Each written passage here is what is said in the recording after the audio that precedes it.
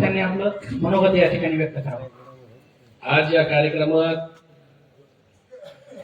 सुरेश बाप्पा ढगे यांच्या प्रचारार्थ निमित्त कार्यक्रमात उपस्थित विजूदादा सीताफळे, जिल्हा परिषदचे आपले उमेदवार सुरेश बाप्पा ढगे, उत्तमरावजी डुकरे, किशनजी काळे, मलिक पटेल सर, धनंजयजी डुकरे, आसिफजी अन्सारी, गंगाधररावजी डुकरे, अनिरुद्ध भैया काळे, विशालजी ढगे, वैभव ढगे, अलीम भाई, तुकारामजी हरकड, हातिम भैया अन्सारी व या ठिकाणी रेणाखडी येथे उपस्थित माझे सर्व तरुण बांधवांनो, वडीलधारी मंडळी आणि मित्रांनो, मी मागील 4 महिन्यापासून सतत जे आहे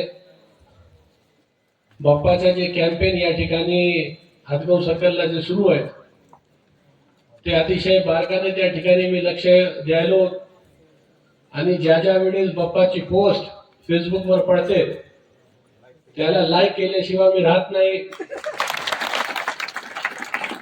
आणि प्रत्येक वेळेस आपला समर्थन त्यांना कशा दर्शविण्यात यावं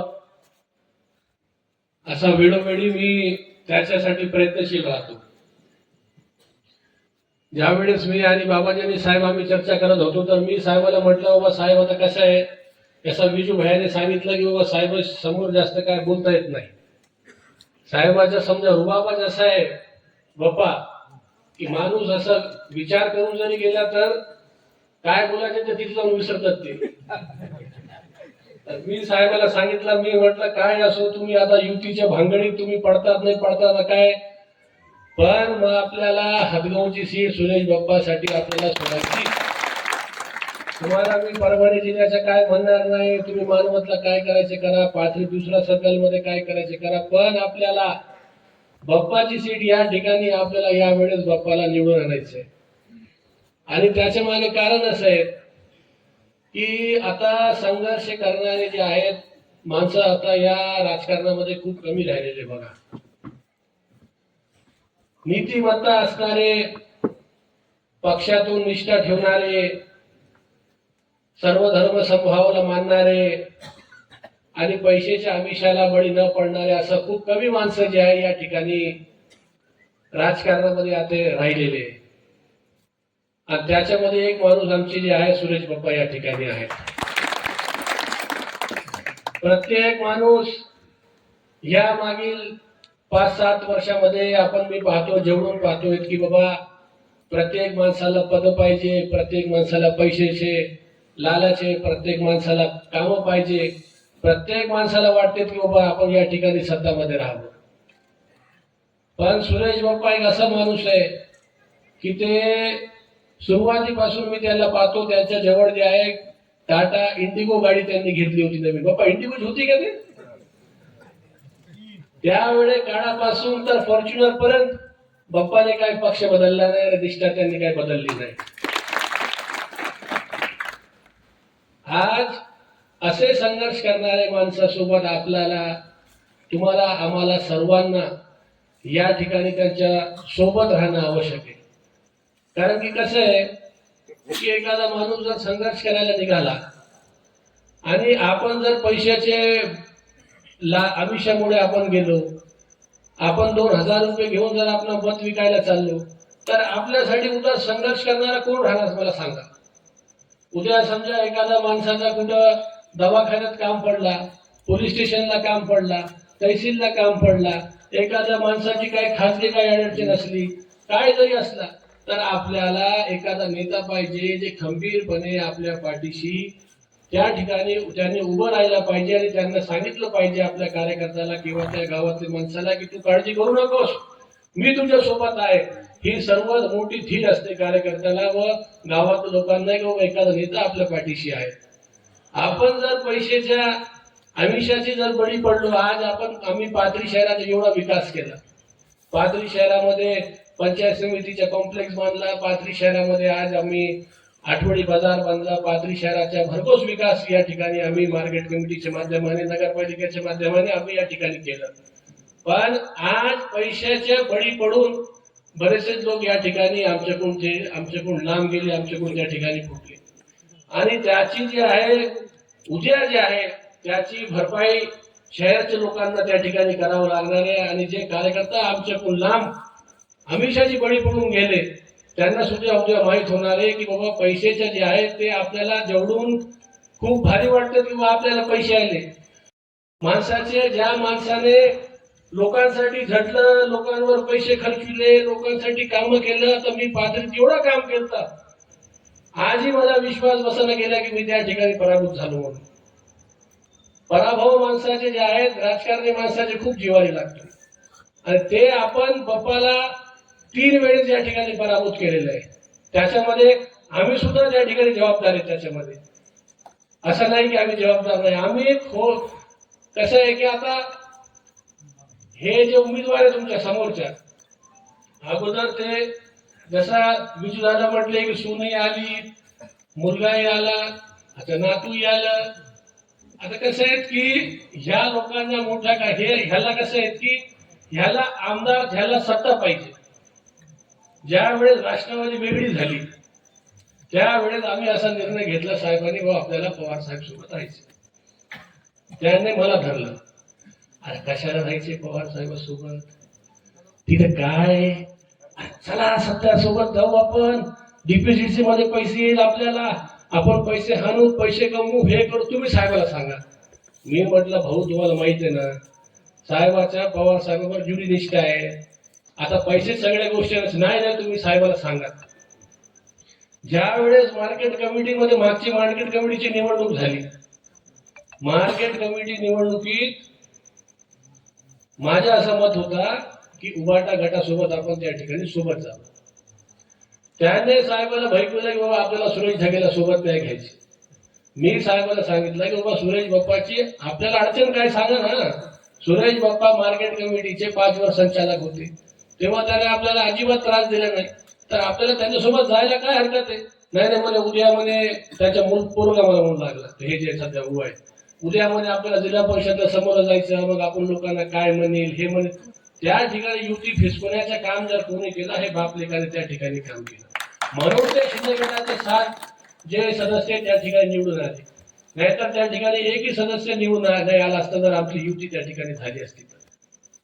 तर नेत्याला भैकवायचं आणि फक्त स्वतःच्या स्वार्थाचं बघायचं.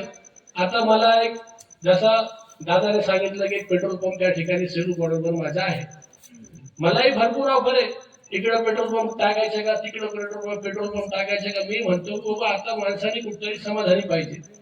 आपला आहेत ना, ईश्वराने आपल्याला एक पंप दिला ना, नावासाठी एक पंप पाहिजे होता आपल्याला, 2 पैसे त्या ठिकाणी त्यामधून आपल्याला येते, आपल्याला अजून पेट्रोल पंप पाहिजेच कशाला. बा तुम्ही तर ते शिवाजीराव सांगितलं दादा, त्याने माझ्या शेजारी सुद्धा सेलूला एक पेट्रोल पंप टाकला ना. मी विचार कशाला बाबा, आमचं नुकसान कशा नाही म्हणे, दिलं म्हणे कंपनीने टाकलं म्हणे. आमच्याही पाहिजे नाही, त्यांच्या भावाचाही पाहिजे, स्वतःच्या.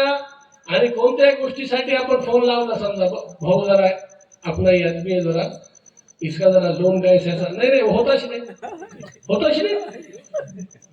भाऊ अपने को जरा इसका थोडा व्याज कम कर दो, नाही होताच नाही. म्हणजे कसं आहे की बाबा राजकारण फक्त स्वतःची प्रॉपर्टी वाढविण्यासाठी, स्वतःचे संस्थामध्ये कशी त्याची प्रोग्रेस होईल, संस्था कसा मोठा करता येईल, संस्थाकडून अजून 4 पैसे कसे काढता येईल, स्वतःला घर कसं भरता येईल, ह्यासाठी ह्या लोक त्या ठिकाणी राजकारण करतायत. आणि बाप्पा जे आहेत, बाप्पा सर्वसामान्य कुटुंबातला एक पोरगा आहे. जे बाप्पा तुमच्याजवळ शेती किती होती? 12 एकर शेती होती. सर्वसामान्य शेतकरीच्या एक मुलगा या ठिकाणी एवढा मोठ्या ताकदासमोर या ठिकाणी जे आहे ते मागील 15 वर्षापासून जे आहे सतत या ठिकाणी लढा देत आहे. आता तुमची आमची सर्वांची जबाबदारी आहे बाप्पाला निवडून आणायची. मी बाप्पाला सांगितलं, विचारलं मी बाप्पाला, मी म्हटलं बाप्पा आता हे 2000 पैसे वाटायचे तर त्याचा काय फरक होईल आपल्याला. तर बाप्पाने मला सांगितलं की भया म्हणे हे जे निवडणूक नाही राहिली म्हणे, आता हे निवडणूक आंदोलन झाला म्हणे, सगळे लोक माझ्या पाठीशी आहेत. आंदोलनाचं स्वरूप घेतलं म्हणे या निवडणुकांनी, सगळे लोक माझ्या पाठीशी आहेत. मला खात्री आहे म्हणे त्याचे जरी पैसे लोकांनी घेतले तर लोक मतदान आपल्या त्या ठिकाणी करणार. तर बाप्पाला खात्री आहे, बाप्पाला विश्वास आहे की आपण सर्वजण या ठिकाणी बसलेले आहेत. पैसे आले नाही आले काय जरी झाला, कोणाचे जरी तुम्ही घेतले नाही घेतले काही, पण मतदान तुम्ही मशालाशिवाय करणार नाही हे विश्वास बाप्पाला तुमच्या सगळ्यांवर आहे. आणि त्याचा विश्वास बाप्पाने तुमच्यावर टाकलेला आहे. मला एवढीच या ठिकाणी नम्र विनंती आपल्या सर्वांना करायची आहे की बाबा हे विश्वास तुम्ही तुटू देऊ नका. कारण की कसं माहितीये का, संघर्ष करणारा आणि मेहनत करणारा आणि लोकांची काळजी करणारा एखाद्या कसं आहे की स्वतःचे तुम्हाला ते काय मागायले, तुमची ते सेवा करायला, म्हणजे आज त्यांचा वेळ देऊन त्याच्या पैसे खर्च करून त्यांच्या सगळ्या गोष्टी करून ते तुम्हाला तुमची सेवासाठी ते माणूस त्या ठिकाणी उभा आहे. आणि तुमची आमची सर्वांची जबाबदारी आहे की असं माणसाला आपल्याला पुढे नेण्याची या ठिकाणी आपल्या सर्वांना या ठिकाणी गरज आहे. तर बांधवांनो, सर्वांना मला एवढीच विनंती आहे, बोलण्यासारखं बरंच आहे. ते जे उमेदवार आहे, उमेदवार एवढा भारी आहे समोरच्या, त्याच्यावर तर एवढा आहे बोलण्यासारखा की रात्रभर जरी मी बोललो तर मी म्हणजे काय विषय संपणार नाही, एवढ्या गोष्टी आहे बोलण्यासारखी. पण कसं आहे की आणि दुसरी गोष्ट बाप्पा, ते माणूस त्याच्या आयुष्यात कधीच पोलीस स्टेशनला आला नाही, कधीच नाही. ते पोलीस स्टेशन म्हटलं की त्याला एखादा फोन केला पोलीस पोलीस स्टेशनला येत नाही, मी येत नाही पोलीस स्टेशनला. मागच्या वेळेस काय झालं, 2 वर्षाखाली काय झालं माहित आहे का बाप्पा, ते मार्केट कमिटीमध्ये ते थोडे शिंदे गाडीवाल्यासोबत थोडे भांडण चालू लागले आपले. तर त्यावेळेस काय झालं, साहेबांनी काय केलं, ते शिंदे गटाच्या ते नवीन जे आला आमच्या पाथरीतला त्यांनी काय केलं, ते आमचे जे सचिव होते त्यांना फोन करून त्या ठिकाणी शिवीगाळ केलं. आणि मग साहेबांनी काय केलं, बाबा पोलीस स्टेशनला जाऊन त्याची तक्रार द्या म्हटलं. तर सगळे आमचे संचालक हे ते पोलीस स्टेशनला गेले. मग ते शिंदे गटाचे लोक आले, त्यांनी काय केलं, बाय धरून आणली आणि म्हटले अनिलरावने माझ्यासोबत छेडछाड केली म्हणून म्हणे कंप्लेंट देऊ म्हणे. तर अनिलरावला घामत फुटला ना. मी म्हटलं भाऊ ते टेन्शन में क्यों ले रहे तुम, आता जाऊ रे पापा पहिले क्या ना रे पहिले काय. मी म्हटलं भाऊ आता आपण राजकारण करायलो आणि सगळ्या गोष्टी घडत राहतात, तुम्ही एवढी टेन्शन घेऊ नका, सगळं घाम फुटायला पैसे आणले.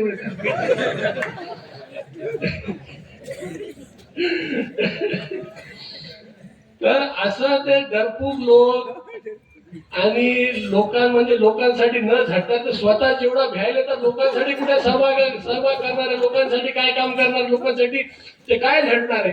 तर ह्याची जी आहे सर्वांनी जी आहे याची नोंद घ्यावी. आणि येणाऱ्या 7 तारखेला बाप्पा तुम्हाला वाढदिवसाची मनपूर्वक या ठिकाणी आधी शुभेच्छा देतो. आणि मला खात्री आहे की हातगाव सर्कलचे लोक या वेळेस बाप्पावर गुलाब पडल्याशिवाय राहणार नाही. आणि बाप्पा तुमचे विजय, आता बघा मला दुसरे जे आमचे उमेदवार आहेत सारखं मला बोलवायला तिकडे या तिकडे या, पण जेव्हा मला विशाल बोलला, जेव्हा मला बाप्पाच्या फोन आला, मी एकदाही त्याला नाही म्हटलो नाही. माझी इज्जत तुम्ही या ठिकाणी राखा. ज्या वेळेस बाप्पावर गुलाल पडेल त्यावेळेस मी बाप्पा तुमच्या रॅलीमध्ये येऊन आमचे उमेदवार सोडून तुमच्या रॅलीमध्ये येऊन त्या ठिकाणी मी डान्स करणार आहे. तर आपण सर्वजण बाप्पा सोबत राहतील, भरघोस मतांनी 7 तारखेला त्यांना आशीर्वाद रूपाने मतदान करतील, हेच अपेक्षा आपल्याकडून बाळगतो आणि आपले 2 शब्द संपवतो. धन्यवाद. जय हिंद, जय महाराष्ट्र. सुरेश बाप्पा तू मागे बोलो. खूप खूप धन्यवाद भैया. यानंतर सुरेश बाप्पा